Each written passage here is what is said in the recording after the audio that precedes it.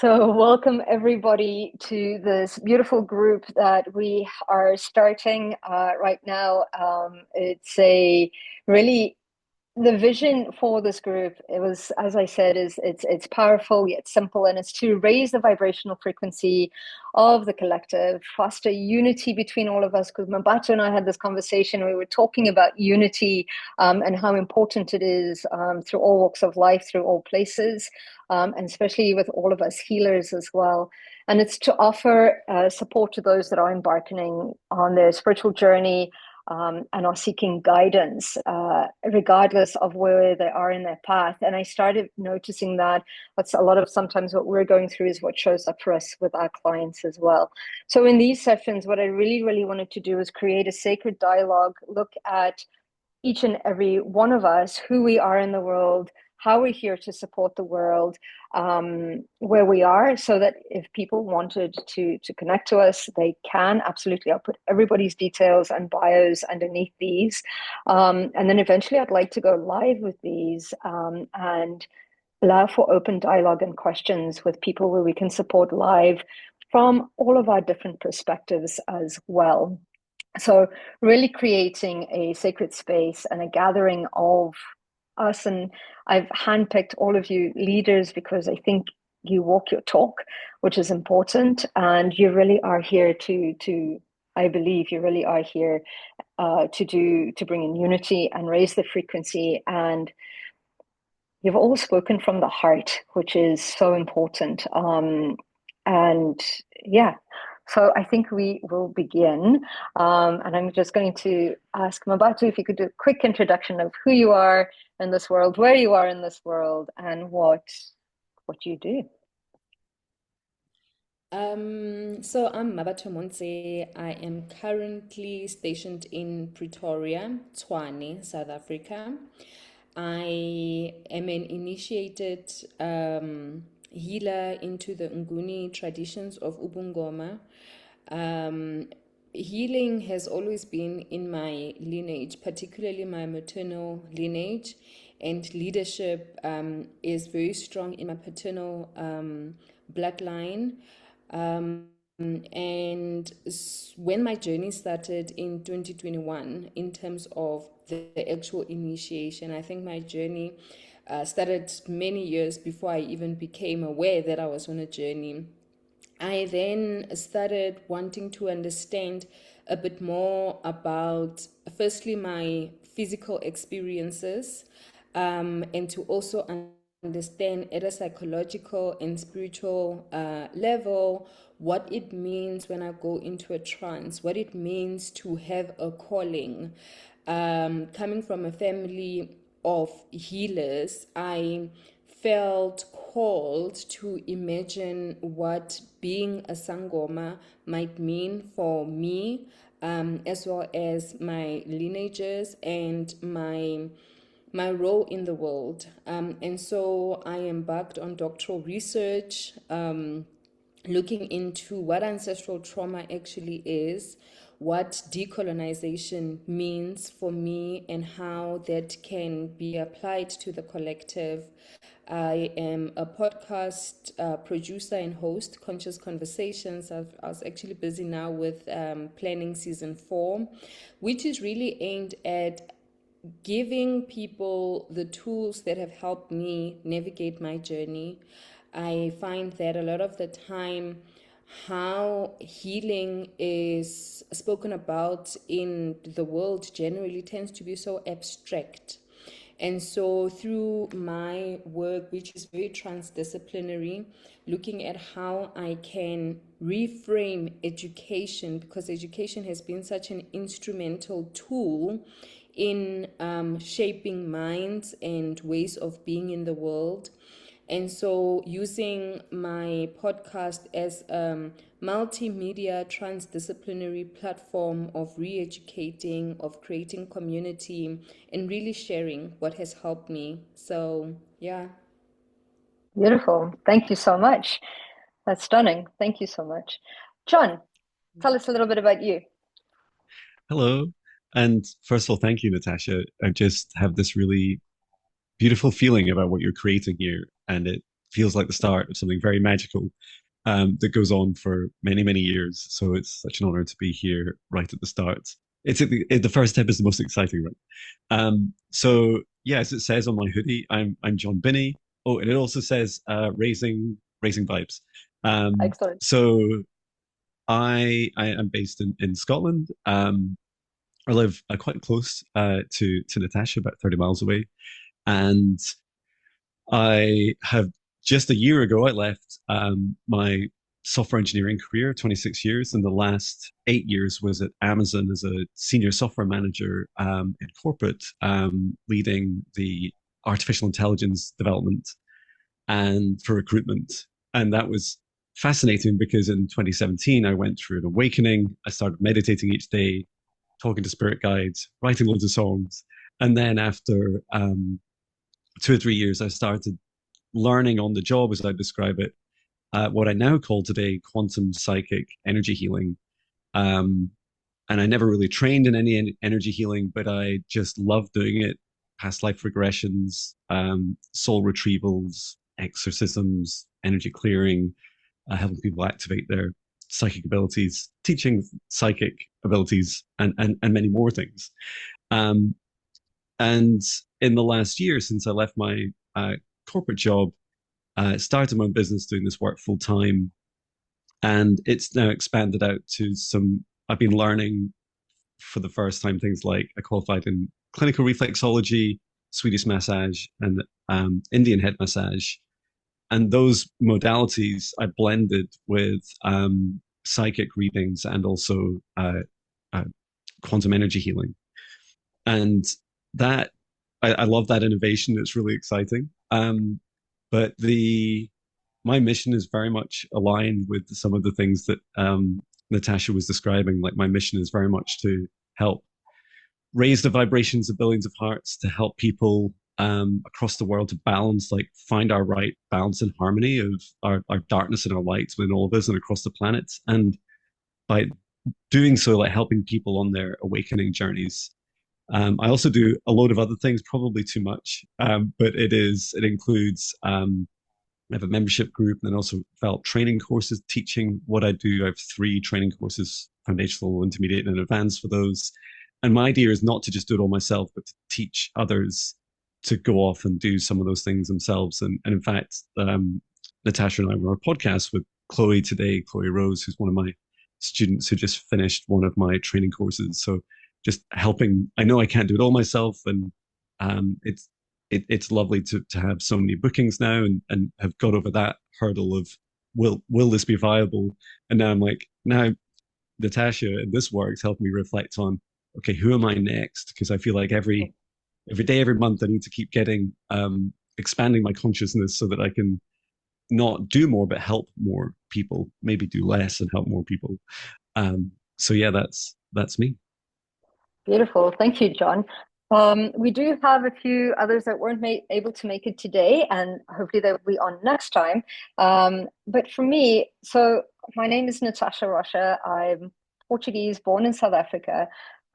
Fifth generation that's been into spirituality.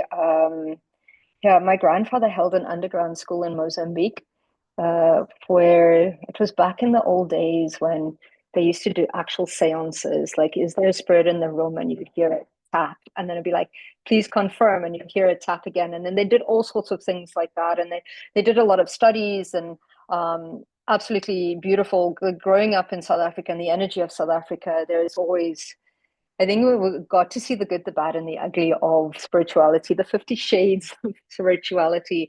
And it was so funny because it was 2 people in one day that said to me, you know, Natasha, you're one of the few practitioners, and perhaps maybe that is something we can talk about today. I would love to hear your viewpoints in that. They said, you're one of the few practitioners that sees the good, the bad, you see all the shades of spirituality. And I found that to be quite interesting in that sense. And I fell deeply into that. My mission is to help empower people, to give them the tools to do their own healing, to do their own understanding, and really to expand their consciousness. Again, raising the vibes is a huge one for me. And lately, my calling is shifting where yes, absolutely. I'm still focusing on healing. So I did a Reiki master, craniosacral therapy, and I'm an Akashic practitioner as well. But we do a lot of somatic emotional releasing, and I've started to realize how all of that is absolutely connected. So, absolutely looking at, okay, so when we do release an attachment or a spirit, what is it attached to? And a lot of the times it's a unhealed frequency within ourselves that actually needs to be healed, which is absolutely beautiful. And we start to see how the light and the dark start to work together in some forms where it's supported us in one way or another, which is why it's there and then it's released. So my spirituality has grown. I know that my knowledge is growing, and I know that I never fixed onto anything because I know we're always looking for the latest information of consciousness that we're ready for as well.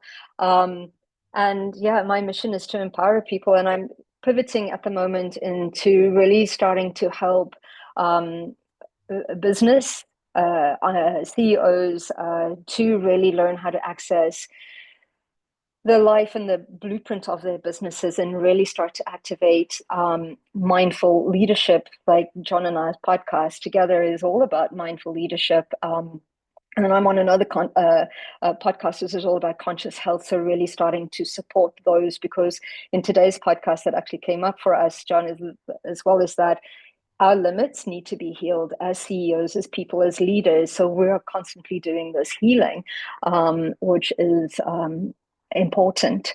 What are your thoughts about or on the 50 Shades of Spirituality? That is something very interesting and something I work with at different levels because I think the mind is a beautiful resource, but a horrible master, right? And as we know, how we perceive things, how we understand things has a lot to do with how our mind has been conditioned. And I find that a lot of the time, not many spiritual guides or practitioners are able to bring that holistic perspective around the mind and how the mind relates to our ability to co-create. Because when our thoughts are not aligned with our emotions and the feeling that comes from that, it becomes very challenging to transcend or overcome our limitations. And I strongly believe, we create our realities. In the Yeah. context of South Africa and just how empire and white supremacy have conditioned people, this internalized oppression, that I think both indigenous or non-European people and indigenous people suffer from. I think the what we are battling with as a global society is on both ends, and it speaks to that dark and light, right? And I'm not saying any race is dark No, no, no. or light, but how we see ourselves and how we translate reality is very Mm-hmm. misconstrued, and I think that has a lot to do with the mind before it even has to do with our emotions. I'm a strong believer in the big mind and the small mind, and the fact that the thoughts we think come from a collective consciousness. And so helping people understand the power they have by helping them tune into how their mind works and some of the stories they're telling themselves and they have been conditioned to think, or to believe. And so that's how I think about duality. I think it's actually this morning when I was thinking about how, people's behaviors towards us has got nothing to do with us a lot of the time, but how we respond to that Mm-hmm. gives us a beautiful opportunity to think about who we are and where we are at and who we aspire to be. I'm not sure if that gives you my sense around this duality we are experiencing. Absolutely. And you, John, what are your thoughts and your perceptions? Yeah, so the 50 Shades of Spirituality. Um, my journey doing work for clients about 4 or 5 years ago now just started as a hobby. I started in the dark. So I started in what I called like negative energy clearing, entity clearing, and helping people undergoing demonic attacks or attempted possessions or possessions. And and what fascinated me about that start of that journey is I didn't fully understand why I'd been brought into that and also why I seemed so good at it. And it seemed that I needed to remove that constraint. And I still do a little bit of that work now. It's maybe 10 or 15% of my sessions, but it that's the breadth of the spectrum is really important for me because I feel like I would just be here. I'd be like the kind of John roughly matching vibration all the time if I only ever focus in the area. And I also really resonate with this saying, I can't remember who said it, which is that all the demons I face are of my own making. And I Yeah. really resonate with that. I resonate with a unity of this planet where all of us have the same spectrum of our low vibration to high vibration, our dark to Mhm. light, and and that it's in our unity that we find this truth, right? That we find that we're all just as evil and just as heavenly as each other, but it's our behaviors in every moment that choose that choice about where the frequency is of where our hearts, our thoughts, our actions are. Um, and yeah, it's definitely a theme. This seems to be a big struggle for us globally, right? To accept that, that it there's there's this encouragement for both us on this planet and our galactic brothers and sisters around the universe, encouraging us to step into our full spectrum. And at the same time, we're battling against duality, divisiveness, trying to split us up into lots of little, fearful of each other groups.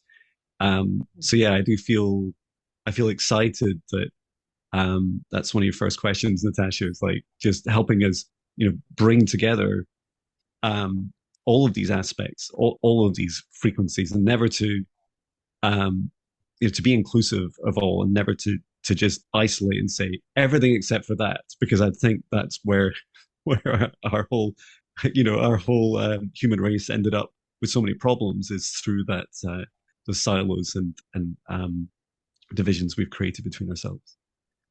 Absolutely, and I resonate with both of you for sure with that, and I agree. It's of our own making, and it's quite funny because that's how I define karma. What people do to us is their karma. How we respond, we're creating our own, which is that as well. And absolutely, all of our demons are of our own making, and perhaps even our shadow aspect is showing up. And I find that within healers, and I think this is where it's come from. Is there's a lot in the spiritual community that I'm finding is there's a sense of always needing to keep our vibration high, and we can't feel negative emotions, and we can't have all this shadow aspect of us. And I call it spiritual bypassing, or at least I noticed that kind of like I mean, I've just recently moved back to Scotland. So a lot of the time when I was in Canada and a lot of practitioners I was working with, I'd start seeing people not wanting to go into their heavy emotions because it was a low vibration. And it's like, absolutely not. Feel those feelings 100%, be in your body, release it. These are your demons. Like really go into that, express them 100% and then let them go. Right. Because that ends up creating that trauma. It's that unhealed trauma that we suppress in our bodies, um, and those need to surface somehow. And sometimes they do end up showing up as that for us. And I love that it's embracing all sides of us is important. The 50 Shades of Who We Are, like you were saying, Johns, is completely embracing. Um, those aspects, because those shadow aspects of us need more love, not less, a lot of the times, because they've been absolutely hurt and traumatized and trying to keeping themselves safe, which I find so important. And once we step away from the duality, we start seeing sometimes how one actually supports the other. I hit this rock bottom, so now it allowed me to surface from that, or rise from that, or I've explored that theme that I no longer wish to explore anymore, but I needed to explore it to its nth degree before I realized that I don't want that anymore. And that kind of like brings us into that cycle of rebirthing, as well, that I've been finding. And even within myself, it's like constantly looking at, where are my limitations? What is the limiting thought process? We are also constantly healing so that we're able to hold more space for other people. So I think it's important to dive into that completely as well, not be crippled by it, but it's like almost kind of like moving through it. And a lot of the times I've gotten from the Akashic Records, it's like, you see it, you recognize it, don't judge it, don't beat yourself up for it. You recognize it, it served you up to a certain point. Just change your actions moving forward. Absolutely, there's work that needs to be done, forgiveness, gratitude, and a whole bunch. But it's like, don't get stuck there. It's because we end up re-traumatizing. I find we end up re-traumatizing the body. So it's like, okay, accept it, embrace it, and let's move on from it. But it's changing our actions, our thought patterns, our emotions that then get changed as we move forward. At least that's my perception. I don't know what you guys think about that. Yeah, so I resonate with what you've both said. I love Rilke, who says, "If my devils were to leave me, I'm afraid my angels will take flight as well." And I it love speaks that. to this idea of how the shadow parts of us are what actually give us the opportunity to grow, right? And in my work, because I do a lot of shadow work, I often find that the things we reject most about ourselves are what have the opportunity or the potential to help us grow a lot, right? So, and this is one of the things I feel like sometimes I struggle with. People are at different levels of their spiritual journey, even cycles, right? Mm-hmm. And explaining certain things might depend on where the person is in their spiritual journey as a soul, right?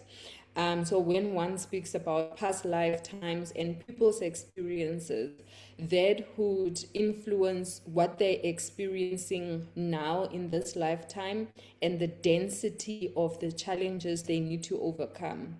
And I think this is where our ability to take responsibility for the lives we have chosen, and this what I'm saying, this statement, I think it depends on where a person is in their spiritual understanding. Like Mm-hmm. if one is having a conversation with a client who does not know about reincarnation or past lives, speaking about their own evolution as a spirit from that context might be a bit confusing. And Mm-hmm. so finding the right language for me has become so important to help people step out of the victimhood mode. But at the same time, understanding that the world as it is right now is distorting what reality is, like, and I feel that many spiritual practitioners struggle with balancing this.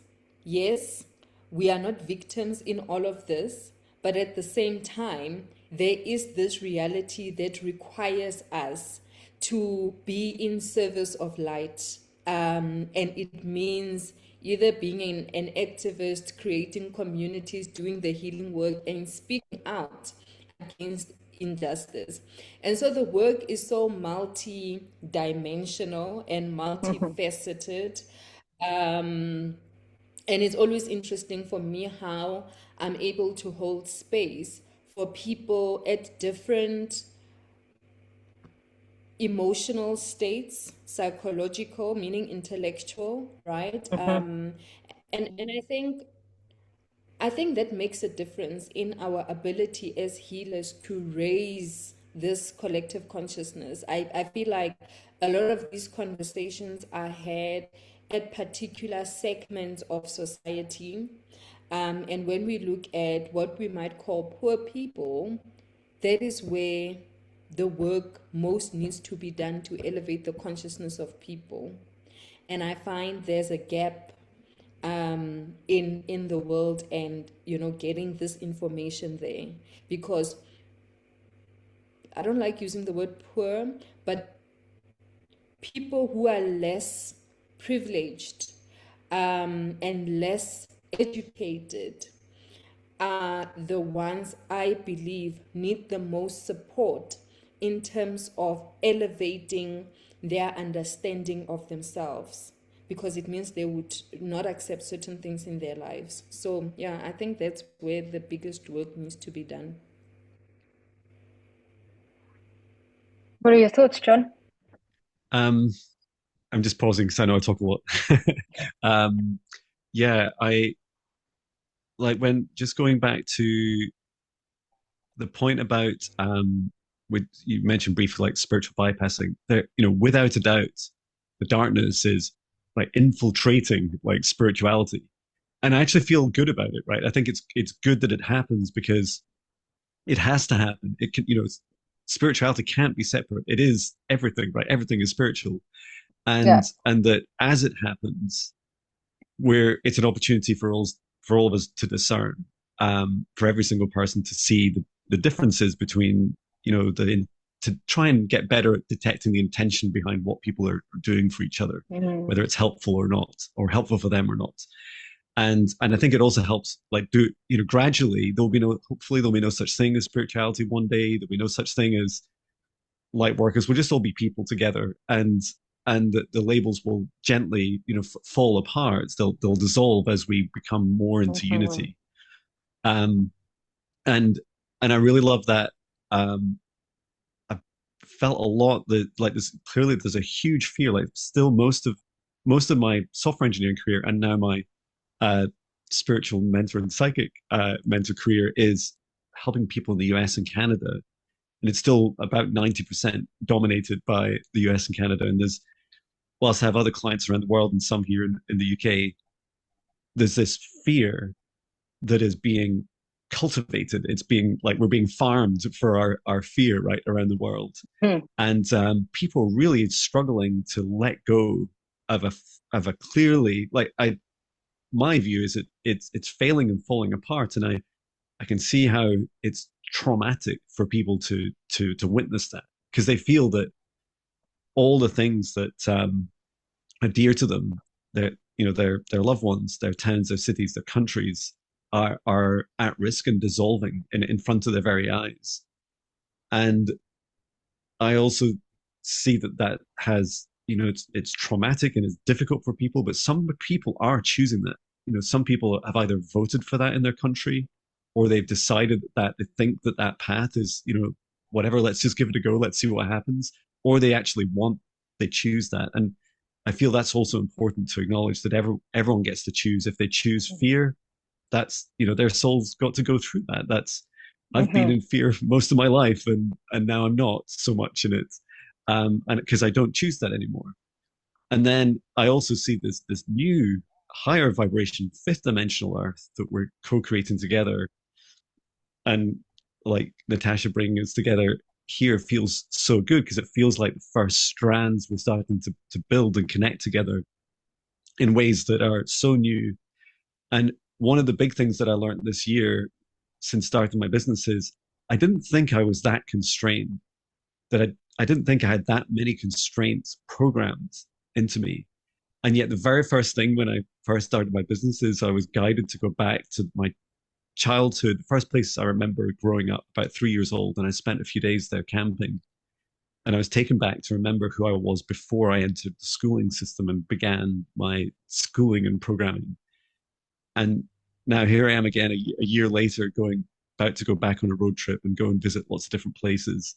And I'm starting to see that I still have work to remove. and unconstrain myself. I still, um, repeat patterns of a world I want to let go, and I want to take what serves and let go what doesn't. Um, and I think it's so key also on that journey to help, like, to the point of bringing language and integration and like fully allowing all these incredible concepts and terms to be useful to humans day to day and empowering, and never to be something like, oh, you don't know about the fifth dimensional world, oh, you're not going. It's like, no, that's not true.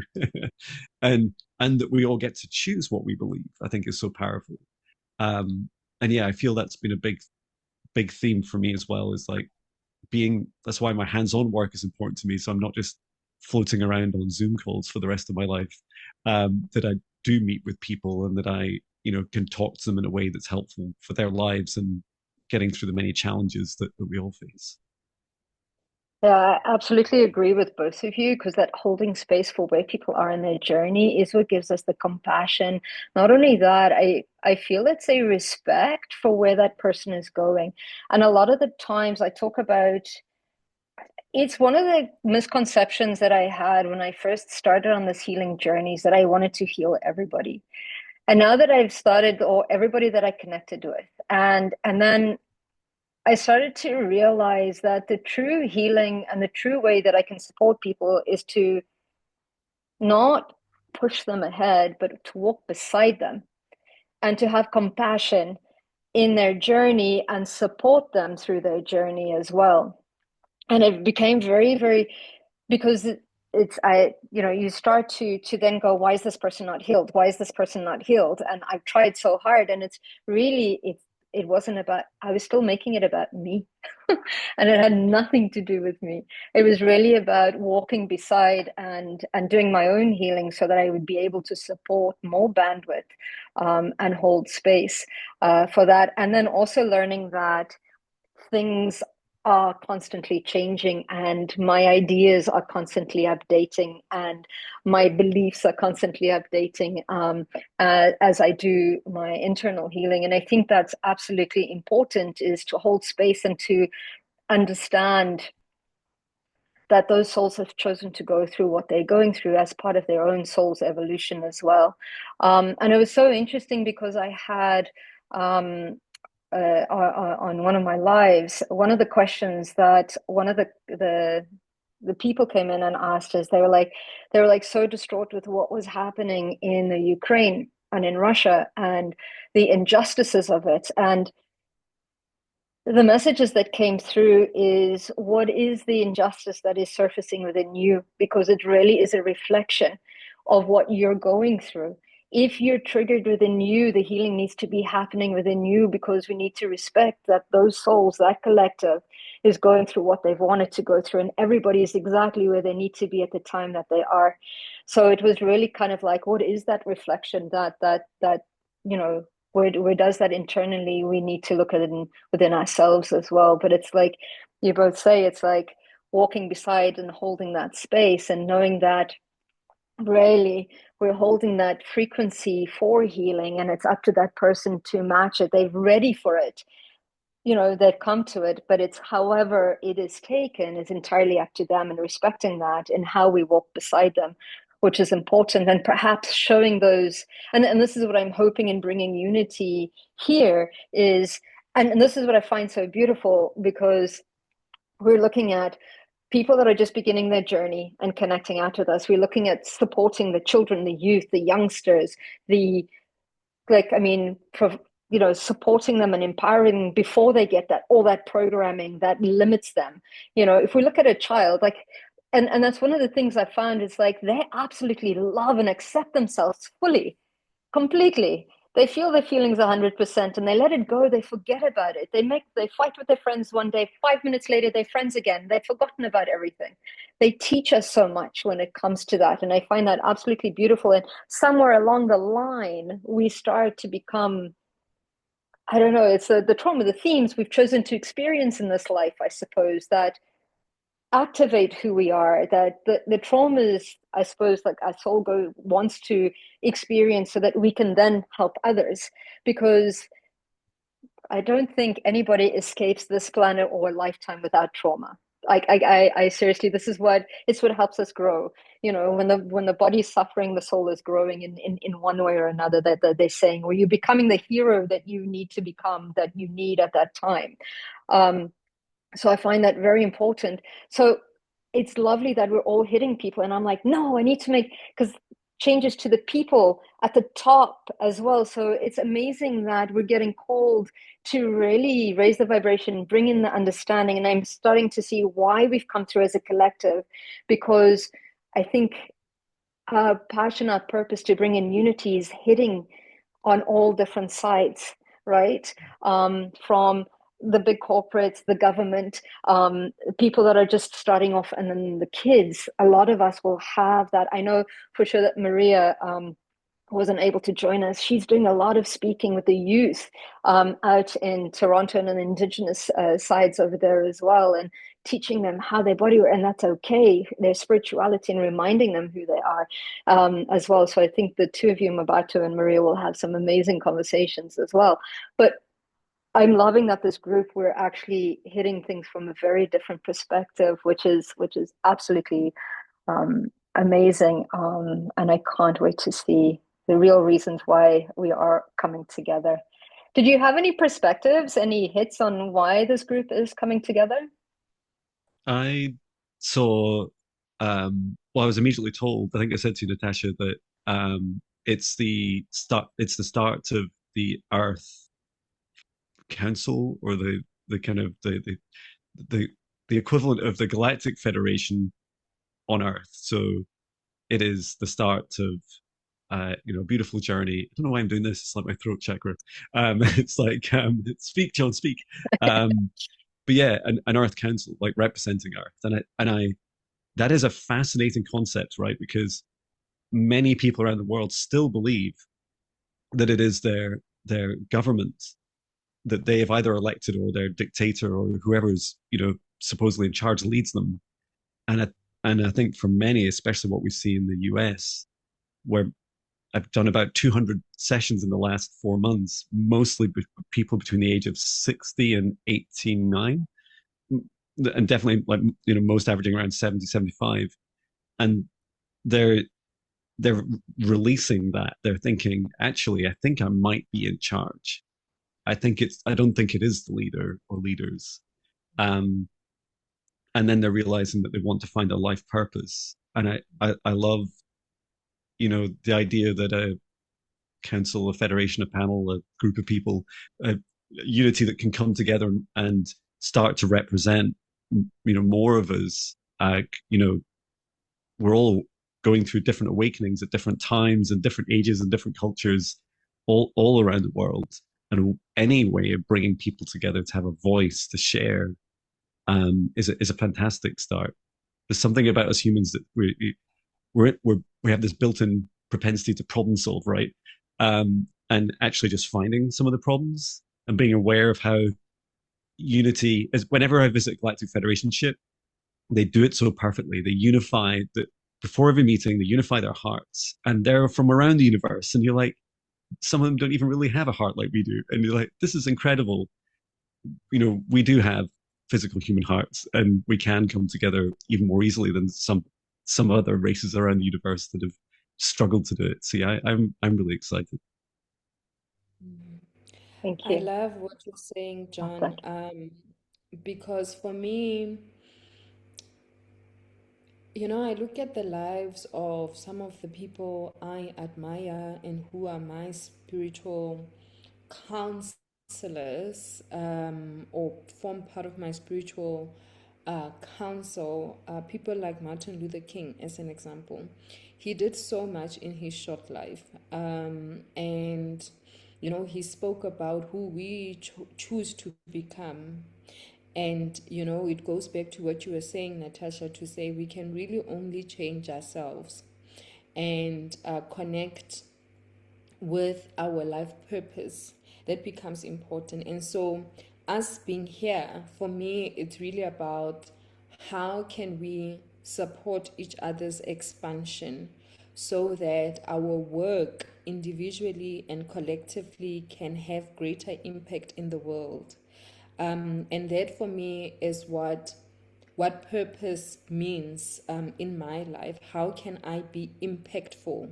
Realizing that I cannot change people, realizing that we are all at very different stages of our and cycles of our lives.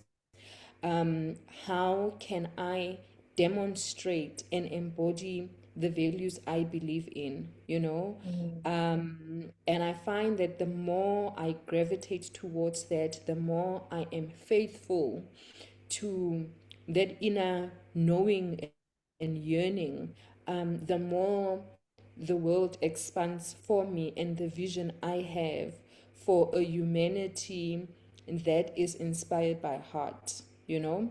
Mhm. So it's really inspiring to be in this conversation with both of you. And it is my hope that we can really help to expand each other's worlds, because the more we are able to touch each other, the more we are able to expand the reach of our individual work. Beautiful. Perfect. Thank you so much. I absolutely love that. And I think that that is a great way to start these sessions moving forward, is actually bringing in a heart resonance to all of us, and perhaps sending that out to humanity as well. And I love that, because I love that we're going to bring so many different viewpoints that will challenge us as well, that will expand us, that will help us grow, and so that we can in turn help humanity, help the people that we work with. And we all know that when we heal ourselves, we're healing the collective at the same time. And I think we're shifting our realities all at the same time. And yeah, I absolutely love that. Sometimes I jump into things not knowing why they're there, but just following that guidance. And yeah, I thank you both for being here. I thank all those that have said yes to this, even though they weren't able to make today. Um, but I think that is an amazing way to conclude our first session of these. I was wondering if, John, would you help us close by sinking into that heart resonance today, um, if you will, if you don't mind at all? And then we'll close off the first session today. Sure. So a short meditation. Just a very quick, short meditation, activating Okay. the heart center. So if you'd like to join me now, we'll begin by taking a deep breath in through the nose, nice and deep. And breathe out any fear, shame, anxiety, or pain, nice and loud. And as you allow your breath and your whole body to relax, place your hand on your heart if you choose to, connecting in with your inner love, your self-love, that beautiful, golden, divine spark in your heart. And gently allow your heart to soften and open within this safe space, just like the petals of a rose flower opening up to receive the sun energy.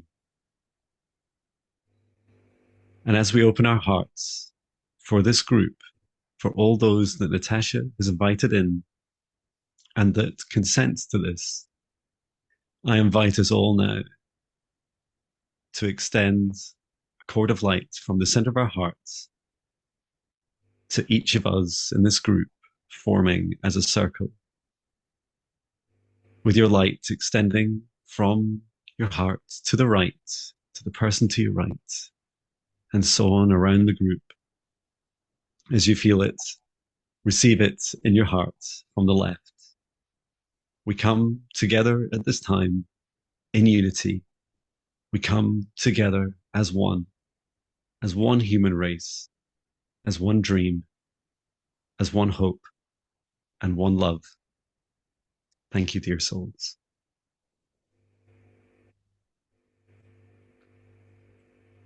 Thank you so much, John. Thank you so much, Mabato.